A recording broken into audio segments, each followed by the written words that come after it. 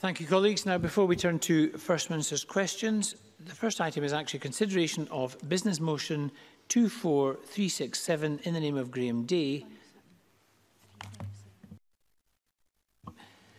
24357. In the name of Graham Day, on behalf of the Parliamentary Bureau, setting out changes to today's business. Could I call on Miles Briggs as a member of the Bureau to move this motion? Move, Presiding Officer. Thank you very much. No member has indicated they wish to speak on the motion. The question, therefore, is that motion 24357 be agreed. Are we all agreed? Yes. We are agreed. Thank you. So we're going to turn next to First Minister's questions. Before we do, could I invite the First Minister to update the Parliament on COVID-19? I will indeed do that. I can report that 591 new cases were reported yesterday, 2.5% of all tests carried out, and that takes the total number of confirmed cases now to 207,747. 556 people are in hospital, at 26 fewer than yesterday. 42 people are in intensive care, that is 7 fewer than yesterday. I regret, however, to report that a further 22 deaths have been registered of people who first tested positive in the previous 28 days, and that means the total number of people who have died under the daily measurement is now 7,483. And once again, I send my deepest condolences to everyone who has lost a loved one. Turning now to the vaccination programme, as of 8:30 this morning, 1,825,800 people had received a first dose of vaccine. That's an increase of 16,642 since yesterday. In addition, 141,433 people have received the second dose. That's an increase of 8,673 since yesterday, which means that in total, 25,315 people yesterday received vaccination. From tomorrow, Public Health Scotland will make some changes to the COVID dashboard to improve the reporting of vaccine uptake amongst health and care workers and care home residents. But I can confirm today that virtually all over 65-year-olds have now had a first dose, and so have 45% of 60 to 64-year-olds, 38% of 55 to 59-year-olds and 31% of 50 to 54-year-olds. And we remain on track to offer first doses to everyone over 50, all unpaid carers and all adults with underlying health conditions by mid-April. Presiding Officer, it is exactly a year ago today that the World Health Organization declared COVID-19 to be a pandemic. The last 12 months have been incredibly tough, unimaginably tough for everybody. But as I indicated on Tuesday, we do now have real grounds for optimism, albeit cautious optimism. Case numbers, hospitalisations and deaths have all fallen in recent weeks. And when we publish the latest estimate of the R number later today, we expect it to show that it remains below 1. And of course, the vaccination programme has now given a first dose to 40% of the entire adult population, and it is set to significantly accelerate over the next few weeks. So because of that continued progress, I can confirm that we will go ahead as planned with the next stage of the reopening of schools on Monday. In addition, changes to the rules on outdoor meetings and activities, which I set out on Tuesday, will come into force tomorrow. And as I have indicated, next Tuesday, I'll provide more information about our plans for the phased reopening of the economy. These plans will take account of the positive news that we can all see at the moment, but will also acknowledge the risks we still face. Case numbers are still high, the new variant is highly infectious, and therefore we do need to continue to exercise caution. And for that reason, my advice to everyone is still to follow the stay-at-home rule for now. Stay at home except for essential purposes, and please follow the facts advice when you are out. That remains the best way for all of us to both protect the NHS and save lives, and I thank everyone for continuing to follow that advice. Thank you very much. First Minister. The First Minister will now take questions. Please press your request to speak button if you wish to ask a question, and I call Ruth Davidson. Thank you. Presiding Officer, last week we asked about legal advice in the Alex Salmond case, and the First Minister refused to answer any questions. We were told that every issue had been covered. Then, the next day, after FMQs and 2 days after her evidence session, John Swinney released another tranche of legal advice, even more damning than the last. So I'm going to ask the questions that the committee couldn't, about the evidence that the government were so reluctant to release. This new evidence shows that the government's senior lawyer, Roddy Dunlop QC, warned the First Minister personally against, and I quote, ploughing on regardless, because of a large expenses bill that would inevitably rise. So let me ask the First Minister, How much taxpayers' money did it cost from that moment on? First Minister. We've set out the costs of the judicial review. I don't have that breakdown to hand. I can look in to see if we can provide that breakdown to Parliament. I think Ruth Davidson, in some respects, makes my point for me. And let me say, first of all, I take, whether the opposition always want to believe this or not, I take these matters extremely seriously. And I take very seriously the obligation on me and on my government to learn lessons from this. But the point I think Ruth Davidson is making for me is that she is quoting from the legal advice that has been published. We have published all of the substantive legal advice, which sets out very clearly, I can take the Parliament through exactly what we have published in response to the requests for that. But we have set out the substantive legal advice, and anybody who wants to read it, I suspect most people watching right now probably want to hear about vaccination and COVID and when we might come out of lockdown. But anybody who wants to read the legal advice can go onto the Scottish Government website and do that. And what that legal advice sets out very clearly, warts and all, it is an unvarnished account of what went wrong, are the opinions of senior counsel at different stages of the judicial review. It sets out very clearly the error that was made by the Scottish Government and the way in which that error became to be fully realised and understood. It also sets out the views of the law officers, and of course in terms of the Ministerial Code, that's what matters to ministers, well into December, that notwithstanding all of that, the government should continue to defend the case for the wider reasons that have been set out, and then later in December, the reasons why that was no longer possible. So I think the impression the opposition is perhaps trying to give, I think, is that what we've published is somehow a rosy picture here and there are horrors lurking underneath that are being concealed. Anybody who reads this can see very clearly that is not the case. A serious error was made by the government in this investigation, and as the judicial review proceeded, that error became very apparent, and that is why ultimately the judicial review had to be conceded. So perhaps instead of chasing phantoms, the opposition should focus on what is there, because it sets out very clearly the mistake the government made and the lessons the government needs to learn from that, and the lessons I am determined that the government will learn from that. Ruth Davidson. Presiding Officer, I asked the First Minister a very specific question, and whatever that was, it wasn't an answer. We have since learned that from the moment that Roddy Dunlop wrote that note on the 17th of December, to the time when the government finally conceded, the bill exceeded £100,000. Perhaps even £200,000, but we don't know for sure because the government won't tell us their side of the bill. Now, before the First Minister's committee session, we know that Queen's Counsel stated, and I quote, "The least worst option was to concede the case." That was on the 6th of December 2018, a month before the case was finally collapsed. What we didn't know last week, and we only found out on Friday, was that the First Minister personally disputed this advice. And we know this because Leslie Evans sent a note that said that she and the First Minister were unclear about what has changed since the last notes in the First Ministerial meeting. Again, I'll put it to her, if she had conceded then, hundreds of thousands of pounds would have been saved. So why did the First Minister think that she was a better lawyer than Roddy Dunlop QC and the advocate Christine O'Neill? First Minister. I didn't, and I absolutely, most definitely don't. But what I do know is that it is my job as First Minister to ask questions, to query things when I don't fully understand what is being put before me, and to make sure I have as full as possible an understanding of the decisions that lie before me. And I actually think it would be more remarkable and more deserving of criticism if I didn't ask questions like the one that Ruth Davidson has just suggested that I did.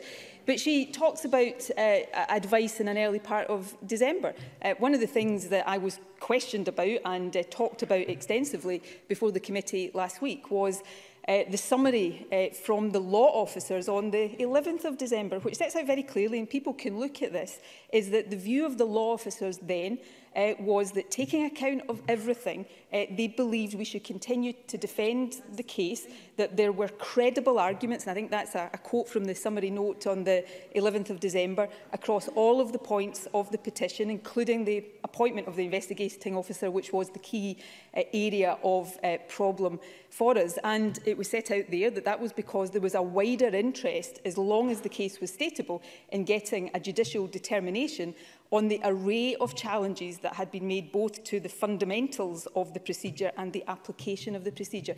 So it's not that these issues weren't properly considered, and yes, judgments were made, but everybody can see the views of councils, the conclusions of law officers, that ministers are duty-bound to base our judgments and decisions on, and then what happened later in December that led to the decision to concede the judicial review. And of course, we also see a note from Council, I think as late as the 17th of December, where they say they believe the case is still stateable, albeit they have significant concerns about it. So, you know, these are always judgments for ministers, taking account of a range of things.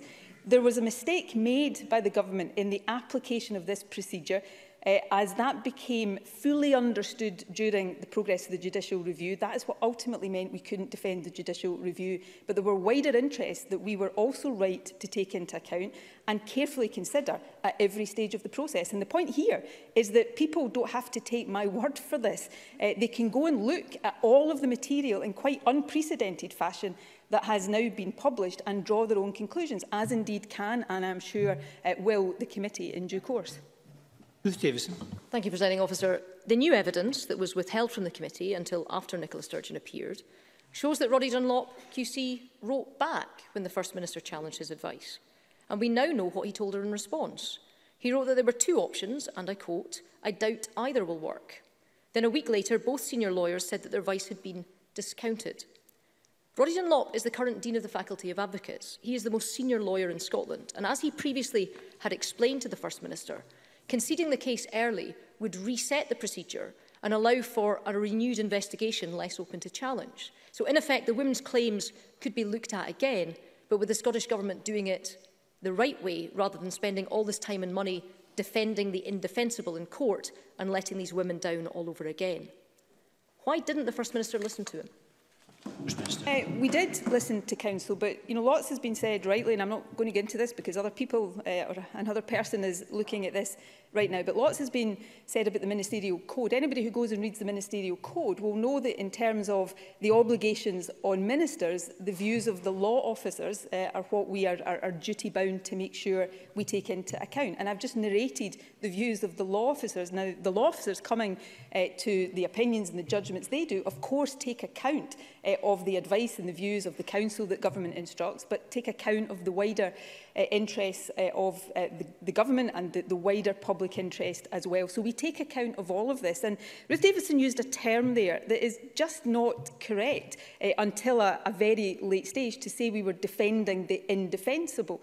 Yes, Council had mounting concerns.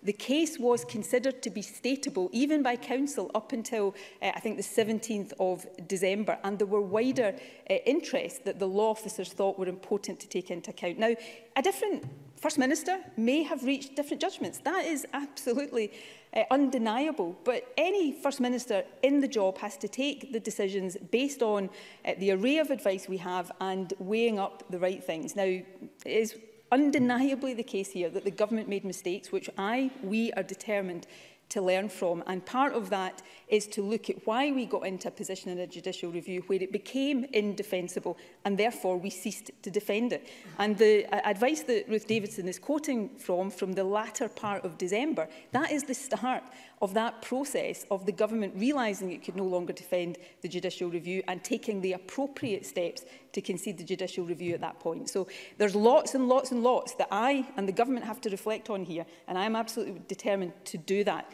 But the public have, if they so choose, the ability to read all of this for themselves. They will shortly have reports from the committee, I hope. They will shortly, I hope, have reports from James Hamilton into the issues with the Ministerial Code, and they will shortly, I hope, have the report that the government instructed from Laura Dunlop QC into some of the internal issues that we have to reflect on. So we are taking these issues really seriously and in unprecedented fashion. Unprecedented not just for this government, but in the lifetime of this Parliament, have put into the public domain information that allow the public to draw their own conclusions too. And Ruth Davison. Presiding Officer, at her committee appearance, the First Minister became very forgetful, and she seems determined to forget that it was her government who were the ones who failed these women so badly. According to 5 people now, including a QC and a civil servant, her government is responsible for leaking a complainant's name to Salmon's team. But nobody's been sacked or even reprimanded. And despite all her protests, the flawed procedure, the one that let these women down, has never been changed. The First Minister just mentioned a second ago that 6 months ago, another QC, Laura Dunlop, started a review of the procedure. Our clear understanding is that Ms Dunlop has reported in writing back to the Scottish Government on her work. So for the sake of confidence in the procedures, will the First Minister publish it now? Because, and I don't say this lightly, this week has shown again that sexual harassment complainants cannot trust the ruling party to deal with a complaint properly. First Minister. Well, firstly, can I say the first allegation that Ruth Davidson made there is disputed, and I disputed it at committee last week. Obviously, I wasn't party to the conversation that it is based on, and I'm limited in what I can say because of legal reasons. But let's be clear, that is disputed. In terms of the procedure, the first thing to say is what was found to be flawed was the application of the procedure. The procedure itself may well have been found to be flawed had the judicial review proceeded, but it wasn't. But we obviously want to await the various inquiries before reflecting on changes we need to make. I've not seen Laura Dunlop's review. It will be published, and it will be published in early course once we have seen it.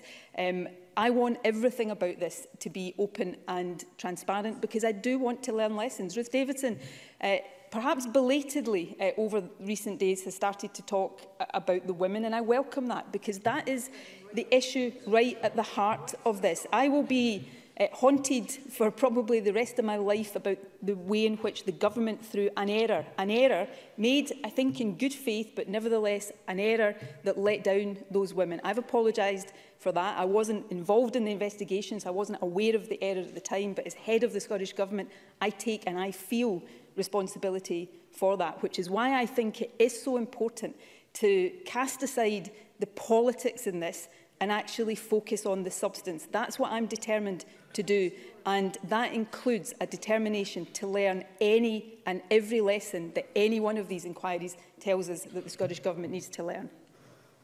Thank you. Question number 2, Anas Sarwar. Presiding Officer, a year ago this week saw the first COVID death in Scotland. Since then, over 7,000 people have tragically died, and I send my condolences to everyone who has lost a loved one.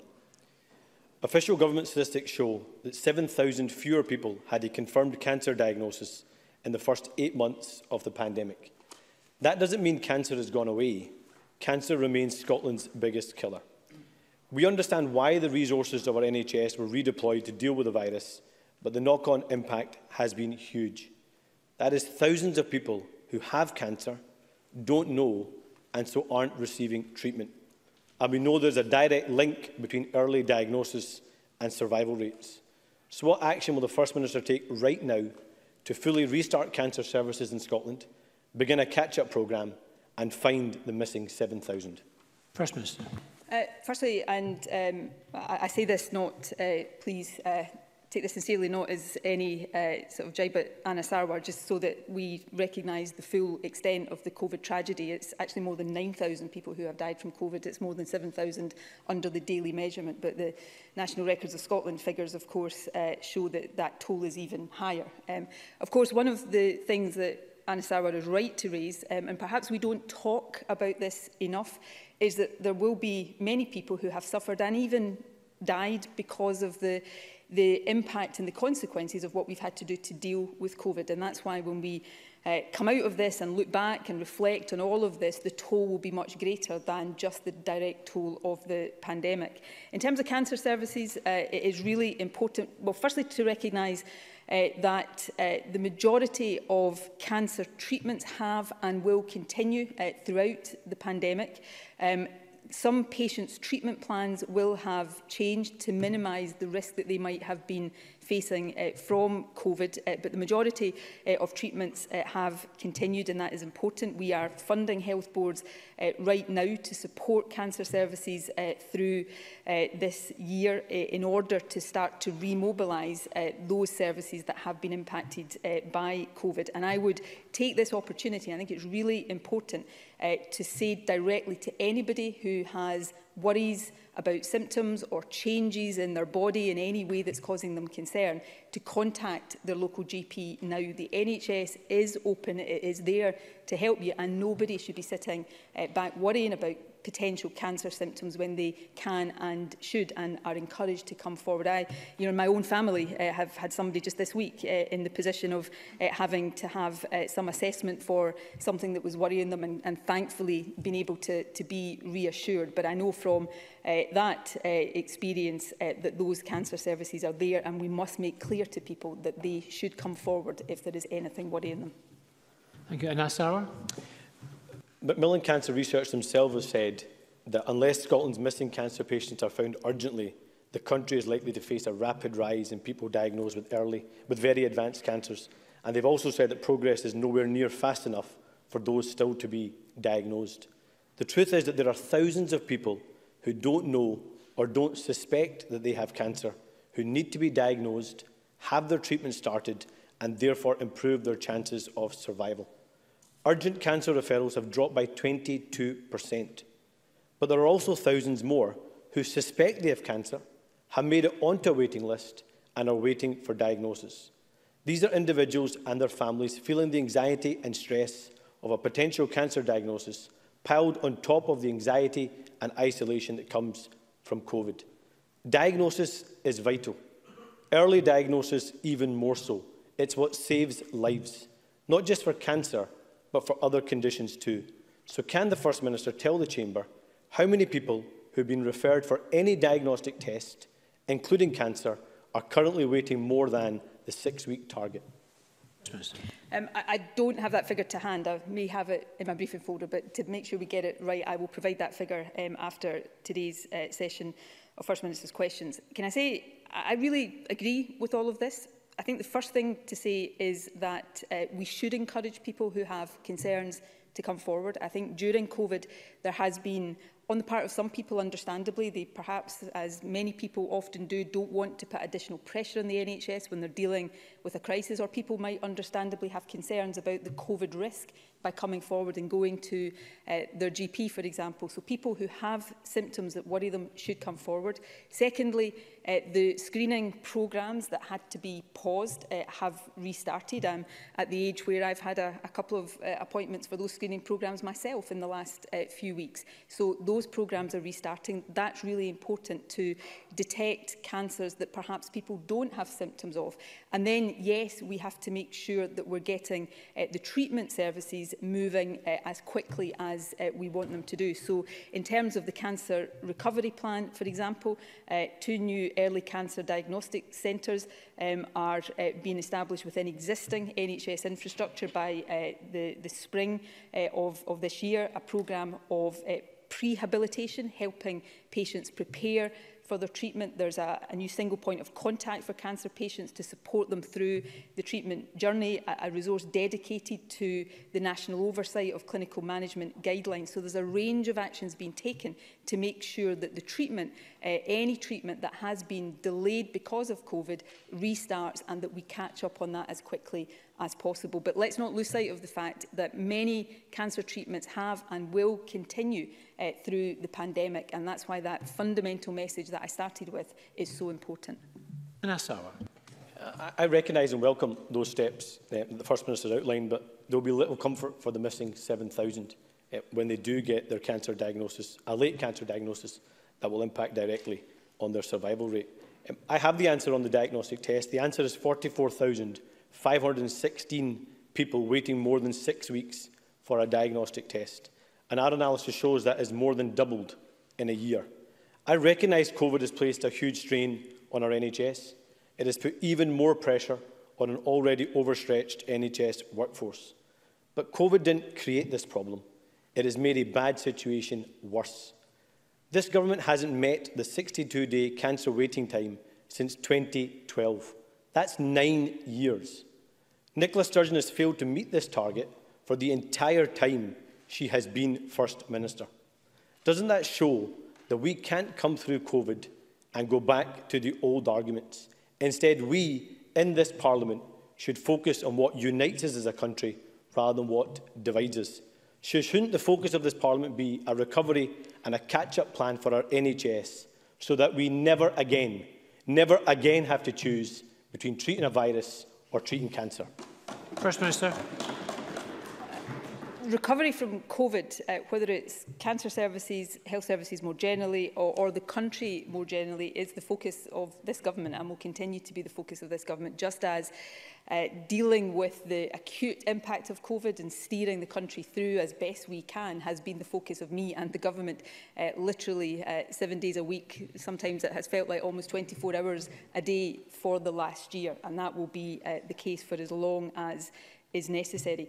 In terms of cancer waiting times before COVID, average waits in terms of the time between diagnosis and treatment starting are very short in Scotland. We have recognised for a long time there is more to do to meet targets and to reduce waiting times further. COVID has undoubtedly been a serious difficulty because of the pause in many normal aspects of the NHS that it has necessitated. But that is why, through investment, through reforms to how treatments are being delivered and through many of the actions I've set out, we're now focused on getting the NHS back to normal. I hope none of us ever have to face the reality that we faced over the past year again. And I think our NHS has coped admirably with that. But the focus now is getting the NHS back to the point where it is dealing with whatever COVID still throws at us, but is recovering and seeing the patients who have had treatments delayed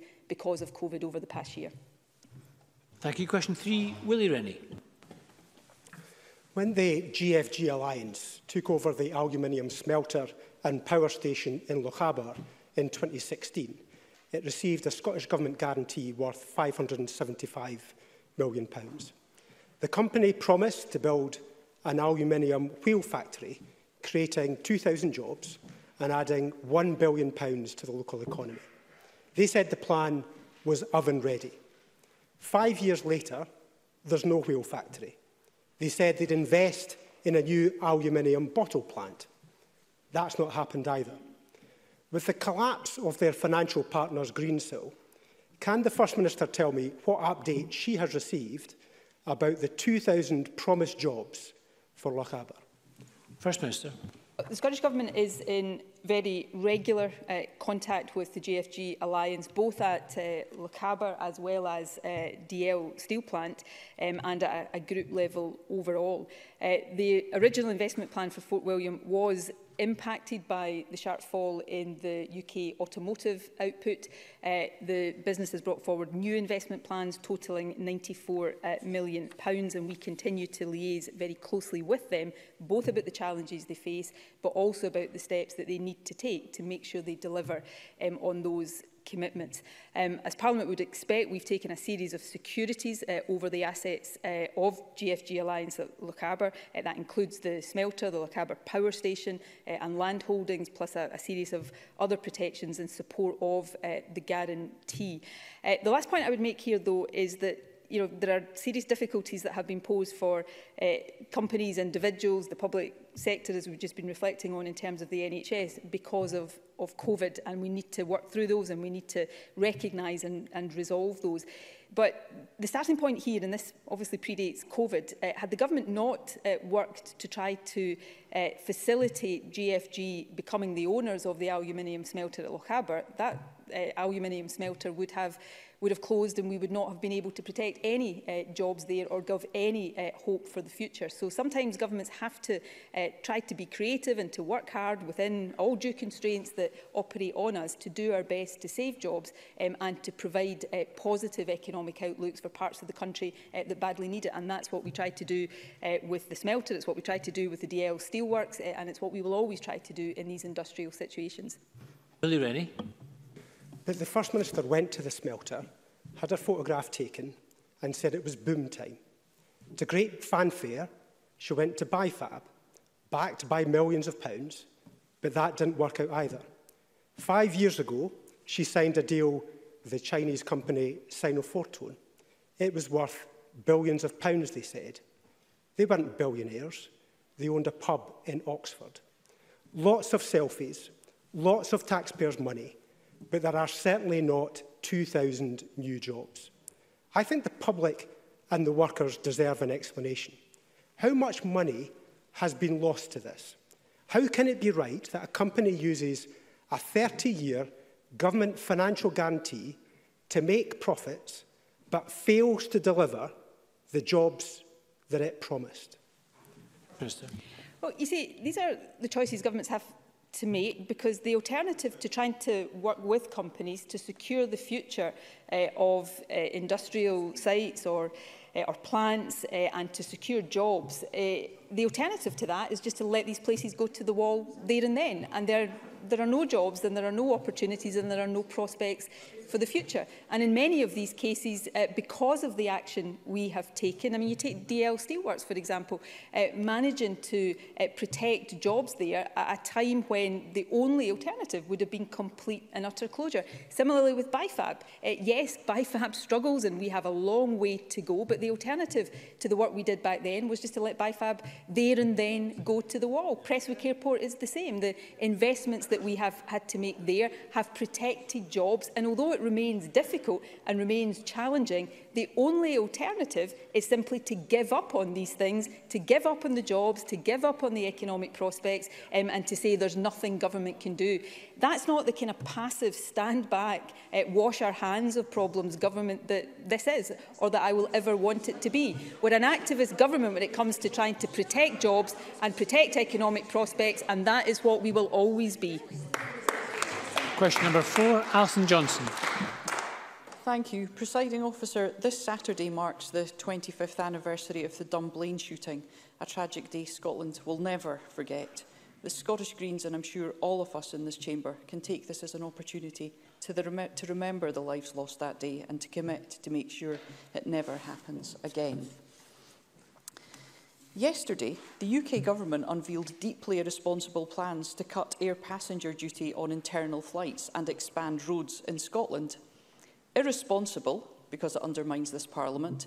Irresponsible because it flies in the face of the climate emergency. And this isn't a one-off. It follows approval for a new coal mine, a freeze on fuel duty, hikes in train and bus fares, a barrage of anti-climate policies as we approach COP26 in Glasgow. So it falls to us to show leadership, but the only reason air passenger duty hasn't already been cut here is because of the Greens. So will the First Minister take responsibility and ensure APD is not cut in Scotland, whatever the UK Government does? First Minister. Well, firstly, can I also take the opportunity to reflect on the 25th anniversary on Saturday of the Dunblane atrocity.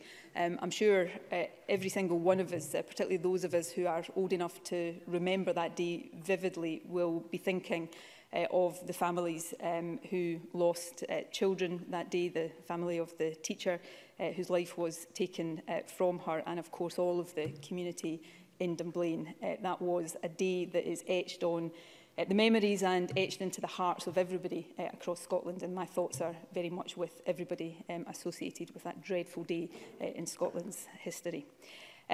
We have no plans to cut air passenger duty. The history of that I won't rehearse. Right now we're focused on trying to work out the best way to recover our economy from the catastrophe of COVID, and also how we do that in a way that is consistent with our moral obligations to meet our net zero targets and to live up to the responsibilities up to, but long after the COP26 summit that will take place in Glasgow later this year. That has a range of different questions and obligations for governments everywhere. And I think if anybody looks at our budget, including those aspects that we were able to agree with the Greens and our policy priorities, you will see very strongly that commitment to a green, sustainable recovery, which is right, I think, for job creation in Scotland, but also absolutely right for the future of the planet as well. Alison Johnson. Thank you. The fact remains, First Minister, that transport emissions are going up, causing Scotland to miss its climate targets, and that's why the Scottish Greens have prioritised this area. I'm pleased that we've secured free bus travel for everyone aged 21 and under, increased funding for cycling, walking and wheeling, and got commitments to take forward key rail projects, but we do need to go further and faster. This week, the First Minister told business leaders that COP26 was perhaps our only chance to tackle the climate emergency. She said Scotland will do everything we can to play our part. Yet on the same day the UK government released its planet-wrecking plan, Scotland's Transport Secretary confirmed his plans to expand roads, a policy we know increases emissions and congestion. First Minister, is the Transport Secretary delivering your agenda or Boris Johnson's? First Minister. I don't even think that's a particularly serious comment, or one that many people will take seriously. We have a balanced transport policy. All of our policies have to be assessed against our 2045 net zero target and ambition, and the interim milestones, which in many respects are even more stretching because they're closer, and the ambition that we need to deliver to meet them kicks in now. So all of our policies have to be measured against that, and that is part of the assessment process that the government goes through. And we are extremely serious about using COP26 as a catalyst for that, as a pressure point on governments, but also as an opportunity for us to use whatever influence we have to encourage other countries to do likewise. And because of the urgency of this, because of the need to take the steps now that will be necessary if we are to meet those medium to long-term targets, COP26 may be the best, if not the only chance we have of getting the whole world behind that agenda. So we'll continue to play our part to the full. We are trying to galvanise the efforts of what's called the Under 2 Coalition, cities and regions in the world. Scotland is currently the European co-chair of that organisation. I spoke at the end of last week to President Biden's climate envoy, John Kerry, to again consider what steps Scotland can take working with the wider world. Alison Johnson is absolutely right, though, to say that it's not just what we say that counts here, it's what we do. And therefore, our policies in the round have to be measured against that. It will always be easy to pick one policy and say that somehow that jars with the ambitions we've set. What we've got to do is look at our policies in the round and say, is this meeting the ambition that we've set? And that's the challenge for government, and that is absolutely what opposition members should make sure they hold us to account on. Thank you. Question 5, Richard Lyle. Thank you, Presiding Officer. To ask the First Minister what the Scottish Government's response is to reported concerns expressed by the construction, care and hospitality industries that lack of overseas workers after the COVID-19 pandemic threatens economic recovery. First Minister. Before I answer the substantive question, can I say I assume, I may be wrong, but I am assuming this may be Richard Lyle's last question in Parliament before his retirement when Parliament rises for the election. So as a long-term colleague and even more importantly a long-term friend, I want to take the opportunity to thank Richard Lyle for his contribution over many years, first as an elected councillor and latterly as a member of this Parliament. That's been a sterling contribution, and I know I and certainly colleagues on these benches will miss him greatly when he departs the chamber. People born overseas and who live here in Scotland make an invaluable contribution across our public services and our economy. UK government immigration policies will bluntly make it much harder for people to come here and make that positive contribution. As we face the biggest economic crisis in decades, the UK government, in my view, should urgently rethink their immigration plans to allow for the level and the type of migration that Scotland and, I would argue, the rest of the UK's economy and communities need to prosper. Denying access to those uniquely skilled workers will be disastrous for our economy and for our society, and risks acute labour shortages in some of these sectors. Richard Lyle. Can I thank the First Minister for that reply and their kind comments. My last 45 years has been a blast, especially being a member of the SNP since 1966. The Office of Budget Responsibility has warned that the future UK population may be substantially smaller than official estimates suggest, as people leave Britain, causing a scarring impact. Does the First Minister agree that it's long overdue that Scotland had powers to design its own migration system so that we can chart a different course? First Minister. Yes, I I do agree with that. I think it is long overdue that Scotland had full powers to chart our own course, shape our own destiny and play our own very positive part in the world, and I do believe that day is coming.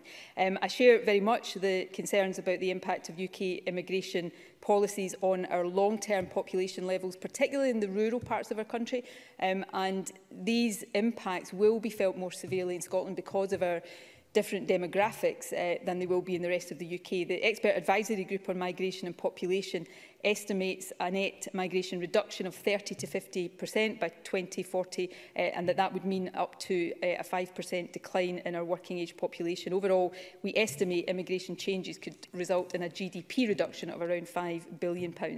So there's no doubt these policies will harm Scotland.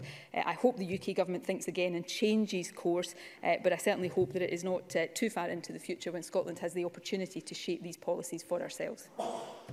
Thank you. Question number 6, Jamie Green. Thank you. To ask the First Minister what percentage of clinically vulnerable people have received at least one dose of a COVID-19 vaccine. First Minister. Clinically extremely vulnerable people, of course, are part of the JCVI Priority Group 4. As of today, 91%, that's 163,111 people in the clinically extremely vulnerable group have received their first dose of the vaccine. By way of context, the published uptake figure for clinically extremely vulnerable in Wales was up to yesterday 88%, and in England the latest published statistics are only up to the 28th of February, but as of that date in England the figure was 88.3%. Jamie Green. Can I thank the First Minister for that update? But as we've heard, it's been a year since the first tragic COVID death, and I think today we all remember everyone who suffered and lost as a result of this virus. But also in that year, science, governments, academia and pharmaceuticals have developed, tested and produced the vaccine, which is already in the arms of 23 million people across the UK. And I think we owe them all a huge debt of gratitude, as well as those who volunteered in trials, our health workers and the armed forces who've all played an important part of this. But nonetheless, it is the waiting, First Minister, which makes our most vulnerable in society nervous and anxious. And many people watching today are nervous and anxious, waiting on that appointment letter. So can I ask the First Minister to comment on reports that there may be up to 900,000 doses of the vaccine currently allocated to Scotland but unused? And if so, can she outline how and when the government will get any unused vaccines into the arms of our most vulnerable as quickly as we can, and irrespective of where they live? First Minister. Firstly, just because I do want to agree actually with the substantive part of Jamie Green's question, we owe everybody involved in researching, developing, manufacturing and administering the vaccines an enormous debt of gratitude. It is quite extraordinary the progress that has been made in such a short space of time, and we've had a lot of tough, negative, difficult things to contend with in the last year, but that should give us all both a sense of pride and a sense of real hope about what human ingenuity can actually achieve. So I want to very much agree with that. On the second part, I hope, I'm going to try not to strike a discordant note here, but I had hoped we were beyond this point. We have supplies of the vaccine allocated, distributed to Scotland and then within Scotland. We are vaccinating people as quickly as possible. We have to model the supplies over a period to make sure we are getting the number of appointments right against not just the supplies we have today, but the supplies that we will have next week and the week after that. And of course, for the last few weeks, we have also had to be reserving a proportion of supply for second doses, which have started to fall due after the 12-week period from the time people started to get the vaccine in the early December, actually. So all of that has to be carefully managed and is being carefully managed. And that is true in Scotland, England, Wales and Northern Ireland. We are vaccinating people as quickly as supplies allow, and that will continue to be the case. There has been a dip in supply over the last couple of weeks, 2 to 3 weeks. That's reflected in our daily figures. If you go, as you can do, and look across the UK and the dashboards that are published, you will see similar effects there as well. From the middle of this month, which is, we're getting close to that now, we are expecting supplies to significantly increase again, and you will then see that acceleration in our vaccination programme. But people, I know the anxious wait for, in one of the age groups now that hopefully will get the blue envelope in the not too distant future, and particularly if you've got an underlying health condition, I absolutely understand the anxiety of waiting for that. We're going as quickly as possible. We've made more progress than I could have ever thought possible at the start of this year, and we will continue to do everything we can to vaccinate everybody in the adult population just as quickly as supplies allow us to do. Thank you. Question number 7, Pauline McNeill. To ask the First Minister for what reason the Scottish Government has chosen not to extend the reduction to land and buildings transaction tax beyond March. First Minister. Well, the Scottish Government was clear from the outset that this measure was temporary. It was intended to support the housing market in this financial year, and we always said it would come to an end on the 31st of March this year. The decision takes account of the specific circumstances of the Scottish housing market, which showed record levels of activity under LBTT in the final quarter of 2020. We have seen no evidence of the overall blockages in the housing market that are being reported in England. From 1st of April, the progressive rates and bands will continue to support first-time buyers and others who wish to buy a home. And in particular, the first-time buyer relief will mean an estimated 8 out of 10 first-time buyers will pay no LBTT at all. So we've taken decisions that we believe are right for the particular circumstances of the Scottish housing market. Pauline McNeill. The decision not to extend the reductions to land building transaction tax that's similar to the extension of stamp duty in England and Northern Ireland is disappointing news for Scottish home buyers. Rather than decrease revenues in December alone last year, land building transaction tax revenues were healthy with the highest recorded monthly figure. But this follows a recent Scottish Government closure of the Help to Buy scheme and a 70% cut to the First Home Fund, which remains closed until April. So as things stand, the Government don't have a comprehensive policy for young buyers and first-time buyers, and supporting those who are low earners now resented some of those key policies. I'm particularly concerned about young people buying first homes.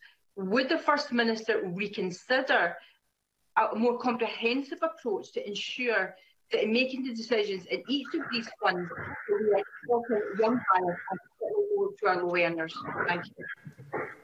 First Minister. Well, the decision we've taken on LBTT, I think, is right for the Scottish housing market. You know, for example, in the latest 3 months to the end of January this year, transactions were 28% higher than in the previous 3 months. LBTT transactions have risen in 8 of the last 9 months and actually rose to record highs in 4 of the last 5 months. So the market looks very different now compared to when the temporary change was made. Transactions then had fallen by 41% over the 3 months to May 2020. So it would not make sense for us to continue to design LBTT policy based on a housing market that was very different a year ago at the start of this crisis. But of course, LBTT is structured in a way that is designed to support first-time buyers. And as Pauline McNeill rightly says, we have had additional support for first-time buyers, and we want to make sure that resources we have available to us are targeted as effectively as possible, and that means targeting towards first-time buyers and helping people onto the housing market for the first time. So I know these are difficult decisions for people who are directly affected by them, and I appreciate that and I sympathise with that, but we have to take these decisions in the round, and I think we're striking the best balance overall. Thank you. We'll move on to supplementary questions. Claire Adamson, to be followed by Miles Briggs. Thank you, Presiding Officer. The administration of Greensill Capital, one of the UK's largest providers of supply chain finance, is a cause for concern to many manufacturing businesses. One of those impacted is Liberty Steel. Can I say, as a constituency MSP and member of the Steel Task Force under the stewardship of Fergus Ewing, just how vital and welcome the Scottish Government interventions were in securing both production and jobs in the intervening 5 years. So I can ask the First Minister, what discussions have the Scottish Government had with Liberty to understand potential impacts? First Minister. Well, Claire Adamson is absolutely right, and she is well placed to know this from her own involvement and very productive involvement in the efforts to save what is now Liberty Steel, and that had we not worked with the company to enable that, then those jobs would have been lost there and then. And that is why I will always prefer that activist approach, trying to save jobs, trying to secure the future of industrial plants like that. There's no doubt, though, that the administration of Greensill Capital UK will impact on a wide range of businesses across the UK who rely on it for supply chain financing. The GFG Alliance, which includes Liberty Steel, has acknowledged the challenges posed to its businesses and has indicated it's seeking alternative long-term funding arrangements. We take some comfort from the public statements of GFG Alliance that it's performing strongly and has access to sufficient resources for its business needs, but we will continue to monitor the situation very closely, and as I said to Willie Rennie, we maintain regular dialogue with the business. Miles Briggs, be followed by Daniel Johnson. Thank you, Presiding Officer. First Minister, I've been contacted by a number of constituents who are becoming increasingly concerned about the rollout of the COVID-19 vaccine here in Edinburgh and the inconsistencies with age groups being called to be vaccinated. Now, I've raised these concerns with the Health Secretary, and I appreciate that there will be some overlap with age groups. However, there seems to be confusion over when exactly 60 and 65-year-old age groups will actually receive the vaccine here in Edinburgh. And I'm sure the First Minister will agree with me that it would be unacceptable for NHS Lothian residents to be behind others. So can I ask the First Minister what additional resources will NHS Lothian receive? Will she investigate this situation? And can I ask, why are the Scottish Government not publishing local health board age-specific vaccine uptake figures? First Minister. Well, as I've said before, we will continue to break down as far as we can the information that's been published. I said earlier on today, as of tomorrow, Public Health Scotland are going to be improving the reporting, and so we continue to try to improve the granularity of the data that's published. Obviously, the vaccination programme is going better than we ever anticipated. More people have been vaccinated than we would have anticipated at the start of the year. That said, I absolutely understand and identify with the anxiety people have to get their appointments as quickly as possible. And I can understand if people feel that they know somebody in a younger age group that's been vaccinated ahead of them. I'd make 2 points about that. If that is the case, it is likely to be because the person in the younger age group has an underlying health condition that gives them the same level of priority as the older person. But it's also a practical thing. If we were to work through strictly in chronological order and not start, say, 55 to 59-year-olds until we had completed 60 to 64-year-olds, the problem that Jamie Green just put to me, I think, if I may say so a bit unjustly, would actually become a real problem because we wouldn't be using vaccine as quickly as we could. We'd have vaccine sitting on the stocks while we did it that way. So we are doing it in the way we are to get to people as quickly as we possibly can. 45% of 60 to 64-year-olds have been vaccinated already. Others in that group will be getting their vaccination appointments on an ongoing basis. The 55 to 59-year-olds and the 50 to 54-year-olds, general appointments will start going out to these age groups now, but those in those age groups have already been vaccinated. It's likely to be because they've got an underlying health condition. The way we're doing it, I know can create anomalies in people's minds, but it is the best and quickest way to get through people as speedily as possible. And that's why I can stand here with a considerable degree of confidence, assuming there's no unexpected interruption to supplies, and say that by mid-April, everybody in the country over 50, every unpaid carer and everybody with an underlying health condition, every adult with an underlying health condition will have had the first dose of the vaccine. And by the end of July, assuming the supplies allow it, the whole adult population will have been offered the first dose. Daniel Johnson, to be followed by Gillian Martin. I would remind the Chamber that I'm a member of the trade union community. In response to Willie Rennie's questions regarding the threats to GFG, the First Minister outlined a series of securities and guarantees undertaken by the Scottish Government. What she didn't do was confirm the total liability that the public purse is exposed to because of those guarantees. Will she take the opportunity to set out what the figure is? And will she request that Audit Scotland urgently reviews these deals and how they were put together, given the reports in the press over recent days? Because ultimately, workers want Scottish Government interventions to save their jobs for the long term, not just for a few years, which is why we need to know what has gone wrong here and indeed in other such interventions. First Minister.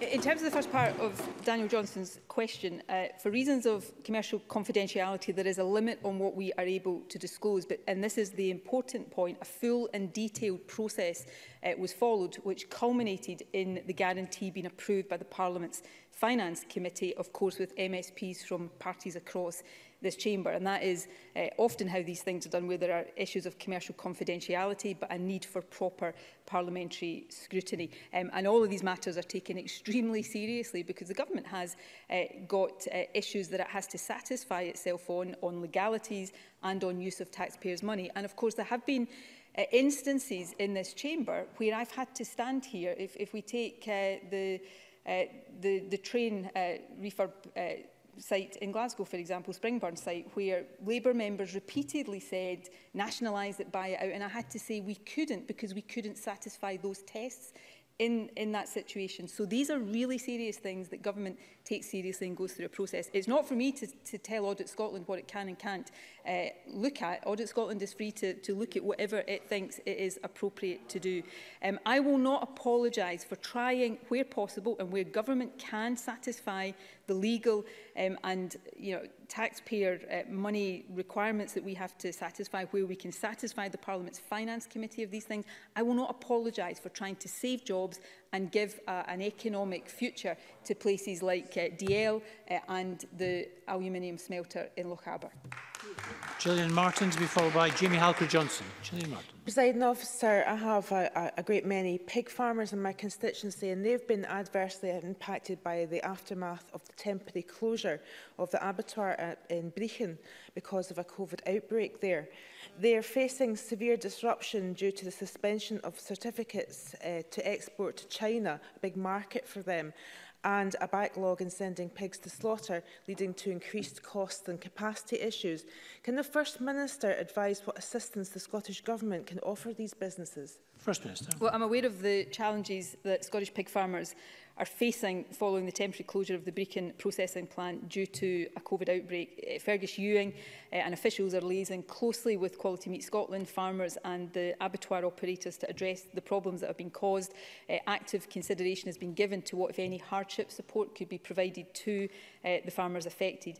It's disappointing that the temporary closure resulted in the suspension of the China export licence. It will be key to try and restore that as quickly as possible, and advice has been provided to the operators regarding the steps that are needed in order to achieve that. Officials are regularly liaising with DEFRA and Beijing embassy officials to examine all options that can help expedite the relisting process. And Fergus Ewing, I will ask Fergus Ewing, although I'm sure he is doing it already, to keep Gillian Martin updated on progress. Jamie Halker-Johnson to be followed by Beatrice Wishart. Thank you. Given the seriousness of the situation around GFG Alliance, will the First Minister commit to the Economy Secretary making a statement to Parliament next week to update members? And the First Minister talked about the securities the Scottish Government holds. Could the First Minister advise whether these securities could lead to the Fort William plant being taken into public ownership? First Minister. I'm happy to come back on the detail of exactly what the security, within the constraints of commercial confidentiality and other constraints, exactly what the securities allow the Scottish Government to do. I'm sure the Economy Minister would be very happy to come and make a statement to Parliament, but of course it's for the Bureau to determine parliamentary business, particularly over these very congested last couple of weeks of business. But I say openly that if there is a desire for that in the Parliament, then of course the Government will provide such a statement. And Beatrice Wishart.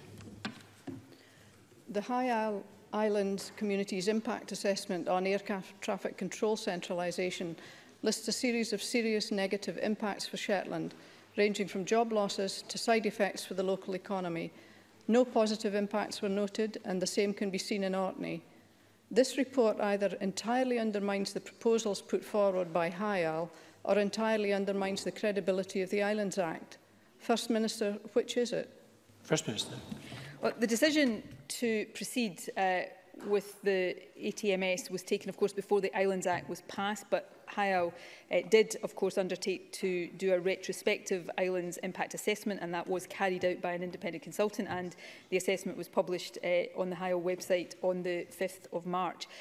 We recognise the need to modernise air traffic control to ensure more sustainable and reliable air services in the Highlands and Islands. HIAL has been tasked with taking this process forward to find both the safest and the most sustainable solution. HIAL has taken their decisions based on the best available information and analysis of the different options available. No alternative has been proposed which addresses the issues that the project aims to resolve, but I know HIAL will want to continue to liaise closely with staff and with key stakeholders as they take forward any plans. Thank you very much. Apologies to all the members we couldn't reach, but I'm conscious we have to move on to the next item of business, which is... Yes, point of order, Elaine Smith. Thank you very much, Presiding Officer. And I don't make this point of order lightly. I want to ask about parliamentary procedure under our standing orders. While I've been here, I've just seen a tweet, and I'm just going to tell you what it says. What it says is, it's as if all Ms Smith wanted to do was make an angry comment and get a dig at the Cabinet Secretary. Some of the language being used by certain contributors were at best shocking and at worst a hate crime. I guess they like the privilege that Parliament provides. Presiding Officer, that's obviously, as everyone will know, relating to the stage 3 of hate crime yesterday. And it's a tweet by a man who is a member of a cross-party group in this Parliament, one that I'm a co-convener of. Also a deputy chair of a charity.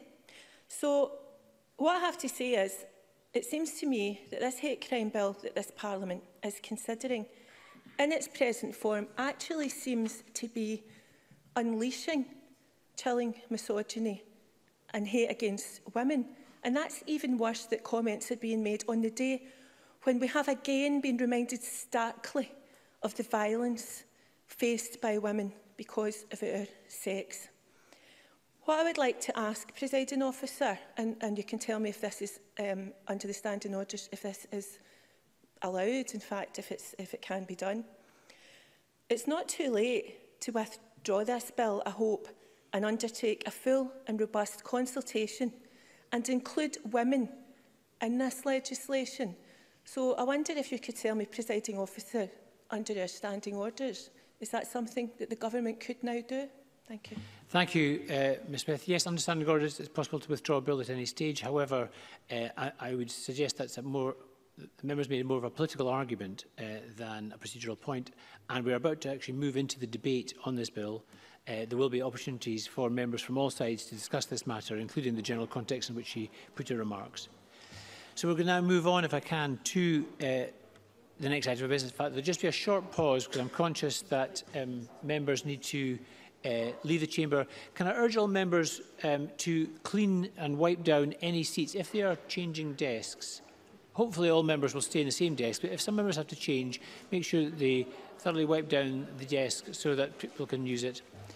Other members, please wear your masks, observe social distancing and follow the one-way systems around the building. Thank you. A short pause.